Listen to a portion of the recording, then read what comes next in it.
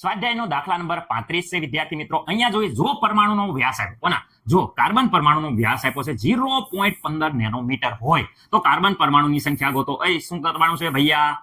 પહેલા સંખ્યા ગોતવાની છે. ઓકે, જે વિદ્યાર્થી મિત્રો હું છે 20 સેમી લાંબી લાઈન છે સ્કેલ ઉપર સીધી લીટીમાં એકબીજાની નજીક ગોઠવાયેલા છે. રેડી, જોઈ શકો છો 20 સેમી આખી લાઈન છે. આ 20 સેમી આખી લાઈન આપી છે એ લાઈનમાં સીધી રીતે ગોઠવાયેલા છે. ઓકે, એનો વ્યાસ આપ્યો છે એટલે આખો આ વ્યાસ આપ્યો છે. ધ્યાન રાખો, આટલો આ વ્યાસ છે. એની કિંમત વિદ્યાર્થી મિત્રો અહીંયા આપી છે. કેટલી આપી છે? 0. તમે જોઈ શકો છો 15. Okay, nanometre. Okay, nanometre sir. Okay, nanometre છે. હા, નેનોમીટર છે. આખી કુલ ટોટલ લંબાઈ વિદ્યાર્થી મિત્રો આપણને આપી છે જે કાર્બન પરમાણુ એકબીજાના નજીક ગોઠવાયેલા છે સ્કેલમાં એ છે 20 સેન્ટીમીટર. કેટલા છે? 20 સેન્ટીમીટર. ઓકે, કાર્બન પરમાણુની સંખ્યા તો સર આવી રીતે મળી કે કાર્બન પરમાણુની સંખ્યા કાર્બન પરમાણુની સંખ્યા કેવી રીતે ગોતો? તો કાર્બન પરમાણુની સંખ્યા બરાબર આપણે એમ કહી દઈએ કે ભાઈ અહીંયા જો આ જોઈ શકો છો કે લાઈન પર રહેલી આખે જોઈ શકો છો લાઈનની લંબાઈ. ઓકે, તો આવી રીતે કહી શકીએ લાઈનની લંબાઈ જે હોય લંબાઈ. ઓકે, એ એકદમ સીધી રીતે પરમાણુ ગોઠવાયેલા છે. એક પરમાણુનો વ્યાસ, તો આનો વ્યાસ બદલેવી, આનો વ્યાસ બદલેવી, વ્યાસ બદલેવી, ભાગ્યા કરી નાખશું એટલે આપણને કાર્બન પરમાણુની સંખ્યા મળી જશે. તો અહીંયા જોઈ શકો છો ભાગ્યા અહીંયા કરી નાખીએ વ્યાસ.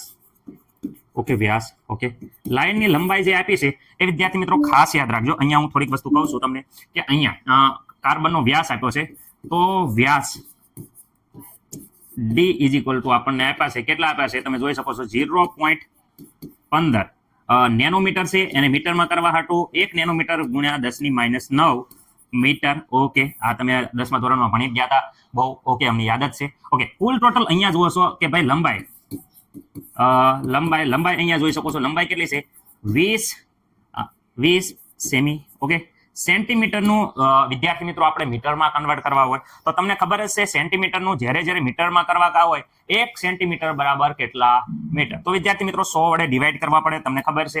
તો આપણે 100 વડે અહીંયા આપણે 20, ચલો અહીં 20 ભાગ્યા 100 કરી દઈએ તો અહીંયા વિદ્યાર્થી મિત્રો આપણો જવાબ આવી જાય છે. કેટલો આવી જાય?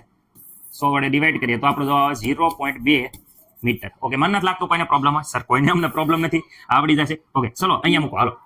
લંબાઈ અહીંયા આપ્યો છે 0. તમે જોઈ શકો છો 15 ગુણ્યા 10⁻⁻.